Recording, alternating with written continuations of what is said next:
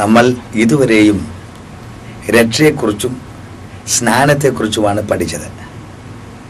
ഇനി അടുത്ത് പരിശുദ്ധാത്മാവിൻ്റെ അഭിഷേകത്തെക്കുറിച്ച് നാം അല്പമായി പഠിക്കാൻ പോവുകയാണ്. എല്ലാവരും പറയുന്നത് കർത്താവായ യേശുവിനെ രക്ഷകനായി അംഗീകരിക്കുമ്പോൾ തന്നെ അവരുടെ മേൽ ആത്മാവുണ്ട് എന്ന് പറയുന്നു. അത് വളരെ സത്യമായ കാര്യമാണ്. വിശുദ്ധ വേദോസം വിളിച്ചു പറയുന്നു, പിതാവ് ആകർഷിക്കാതെ ആരും പുത്രൻ്റെ അടുക്കൽ കടന്നു വരുന്നില്ല.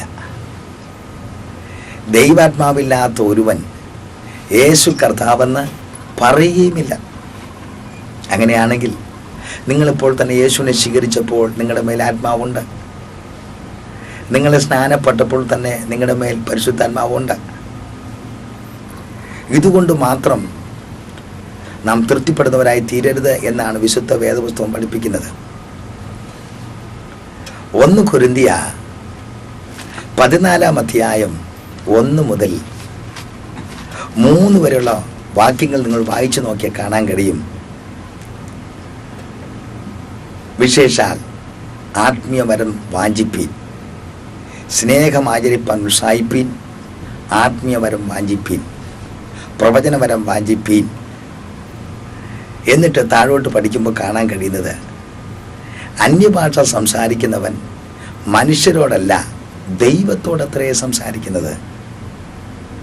അത് മനുഷ്യരാരും തിരിച്ചറിയുന്നില്ല. അത് തനിക്ക് തന്നെ ആത്മീയ വർധന വരുത്തുന്നതാണ് വിശുദ്ധ വേദോസം പഠിപ്പിക്കുന്നത്.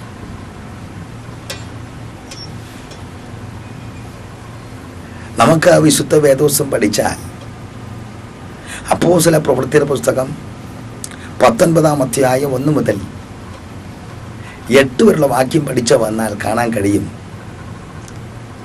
അപ്പോസ്തലനായ പൗലോസ് ശുശ്രൂഷയ്ക്ക് വേണ്ടി കടന്നു ചെന്നു.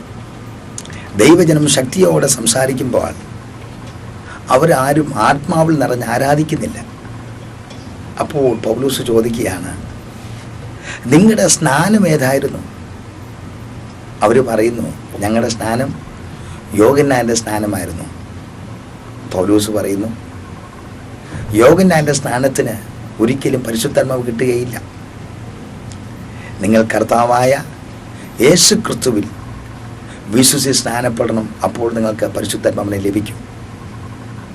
അങ്ങനെ അപ്പോസ്തലനായ പൗലോസിൻ്റെ കൈക്കീഴിൽ അവർ പിതാവിൻ്റെയും പുത്രൻ്റെയും പരിശുദ്ധാത്മാവിൻ്റെ നാമത്തിൽ സ്നാനപ്പെട്ടു എന്നവിടെ വായിക്കുന്നു.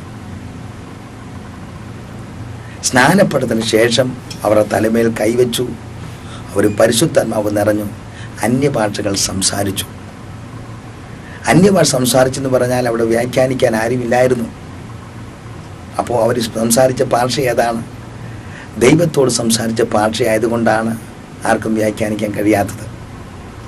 രണ്ടാമതായിട്ട് അപ്പോസ്തല പ്രവൃത്തി 10 അധ്യായം 44 വാക്യം വായിച്ചാൽ, പത്രോസ് വചനം സംസാരിച്ചപ്പോൾ വചനം കേട്ട് എല്ലാവരുടെ മേലും പരിശുദ്ധാത്മാവ് വന്നു, അല്ലേ?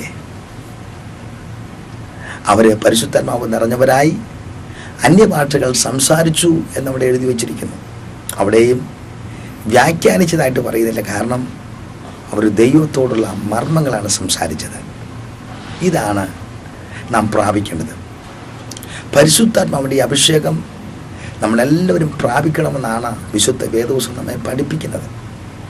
അപ്പോൾ ചിലർ പറയും, കർത്താവായ യേശുവിനെ ഞങ്ങൾ വിശ്വസിച്ചു, ഞങ്ങൾക്ക് ആത്മാവുണ്ടല്ലോ, ഇനി പരിശുദ്ധാത്മാവിൻ്റെ ആവശ്യമുണ്ടോ? യോഹന്നാൻ സുവിശേഷം 21 അധ്യായം നിങ്ങൾ പഠിച്ചു നോക്കുക, അവിടെ കാണാൻ കഴിയും, കർത്താവായ യേശു ഉയർത്തെഴുന്നേറ്റിട്ട് തൻ്റെ ശിഷ്യന്മാരെ പരിശുദ്ധാത്മ പ്രാപിക്കുവാൻ വേണ്ടി ഊതി അവരാത്മാവിനെ പ്രാപിച്ചു. എന്നാൽ അപ്പോസ്തല പ്രവൃത്തി 1 അധ്യായം 8 വാക്യം മുതൽ പഠിക്കുമ്പോൾ, നിങ്ങൾ ഉയർത്തുന്ന ശക്തി ലഭിക്കുവോളം ഇവിടെ തന്നെ കാത്തിരിപ്പിൻ. അങ്ങനെ അവർ അപ്പോസ്തല പ്രവൃത്തി 2 അധ്യായത്തിലേക്ക് വരുമ്പോൾ 120 പേരും ഒരുമിച്ച് കൂടിയിരിക്കുമ്പോൾ പരിശുദ്ധാത്മാവ് ഒരു കൊടിയ കാറ്റെന്ന പോലെ ഒരു മുഴക്കത്തോടെ സ്വർഗ്ഗം നിറങ്ങി വരികയും അവരിരുന്ന മുറിയിലേക്ക് വന്നു. അത് അഗ്നി നാവുകൾ പോലെ പിളർന്നിരിക്കുന്ന നാവുകളായിരുന്നു. ഇരുന്ന് ഓരോരുത്തരുടെ മേലും ഈ ആത്മാവ് വന്ന് പതിഞ്ഞു. അവർ അന്യഭാഷകൾ സംസാരിച്ചു. അങ്ങനെയാണെങ്കിൽ നേരത്തെ കർത്താവായ യേശു ക്രിസ്തു അവരുടെ മേൽ ആത്മാവിനെ ഊതിക്കൊടുത്തു, അത് പോരായിരുന്നോ? അല്ല, അത് ആത്മനിറവ് പ്രാപിക്കണമെങ്കിൽ അത് പോരാ എന്ന് വിശുദ്ധ വേദപുസ്തകം പഠിപ്പിക്കുന്നു. അടുത്ത് അവർ അന്യഭാഷകൾ സംസാരിച്ചു. അപ്പോൾ ചിലർ ചിന്തിക്കുന്നത് അന്യഭാഷ എന്ന് പറയുമ്പോൾ അവിടെ വന്ന എല്ലാ മനുഷ്യർക്കും മനസ്സിലാകത്തക്ക നിലയിലാണ് അവർ അന്യഭാഷകൾ സംസാരിച്ചത്. ശരിയാണ്, ഭാഷകൾ 2 വിധമുണ്ട്. 1 കൊരിന്ത്യർ 12-ാം അധ്യായം 8 മുതൽ വാക്യം പഠിച്ച് നിങ്ങൾക്ക് കാണാൻ കഴിയും. 9 കൃപാവരങ്ങളെക്കുറിച്ച് പഠിപ്പിക്കുന്നു. അതിലൊരു കൃപാവരമാണ് പലവിധ ഭാഷകളുടെ വ്യാഖ്യാനം. ഈ പലവിധ ഭാഷകളുടെ വ്യാഖ്യാനം എല്ലാവർക്കും കിട്ടുന്നതല്ല. അത് 1 കൊരിന്ത്യർ 12-ാം അധ്യായത്തിൻ്റെ അവസാനത്തെ വാക്യം നിങ്ങൾ വായിച്ചാൽ, അവസാനത്തെ 3 വാക്യം വായിച്ചാൽ കാണാൻ കഴിയും. പലവിധ ഭാഷകളെന്ന് പറഞ്ഞാൽ എനിക്ക് അത് ഇംഗ്ലീഷ് അറിഞ്ഞുകൂടാ, അതെ നിങ്ങൾക്കും ഇംഗ്ലീഷ് അറിഞ്ഞുകൂടാ. ഞാൻ പ്രാർത്ഥിച്ചുകൊണ്ടിരുന്നപ്പോൾ എൻ്റെ മേൽ പരിശുദ്ധാത്മാവ് ഇറങ്ങി വന്നു. ഞാൻ ഇംഗ്ലീഷിൽ അതേ സംസാരിക്കുന്നു, പ്രവചിക്കുന്നു. നിങ്ങളൊരാൾക്ക് ഇംഗ്ലീഷ് അറിഞ്ഞുകൂടെന്ന് വയ്ക്കുക, ഞാൻ പറയുന്ന കാര്യം നിങ്ങളൊരാളതിനെ വ്യാഖ്യാനിക്കുന്നു. തൊട്ടപ്പുറത്ത് ഇംഗ്ലീഷ് നല്ലവണ്ണം അറിയാവുന്ന അല്ലാതെ ഒരാളെടുത്തിരിപ്പുണ്ട്. അദ്ദേഹം പറയുന്നു, ഈ മനുഷ്യൻ ഇംഗ്ലീഷ് അറിഞ്ഞുകൂടാ, ഈ വ്യാഖ്യാനിക്കുന്ന ആൾ ഇംഗ്ലീഷ് അറിഞ്ഞുകൂടാ. പക്ഷെ രണ്ടുപേരും പറയുന്ന കാര്യം വളരെ കറക്റ്റായ കാര്യം. അത് കൃപാവരങ്ങളിൽ ഒന്നാണ്. അതല്ലാതെ പരിശുദ്ധാത്മാവ് നിറഞ്ഞ അന്യഭാഷ സംസാരിക്കുന്ന ആ വിഷയമല്ല അത് ഇന്നും ആ കൃപാവരം എല്ലാവർക്കും ഉണ്ട്. ഇതാണ് പലവിധ ഭാഷകളുടെ വ്യാഖ്യാനം. എന്നാൽ ആത്മനിറവ് അല്ലെങ്കിൽ അന്യഭാഷയിൽ നിറഞ്ഞാരാധിക്കുക എന്ന് പറഞ്ഞു കഴിഞ്ഞാൽ ദൈവത്തോട് സംസാരിക്കുന്ന ഭാഷയാണ്.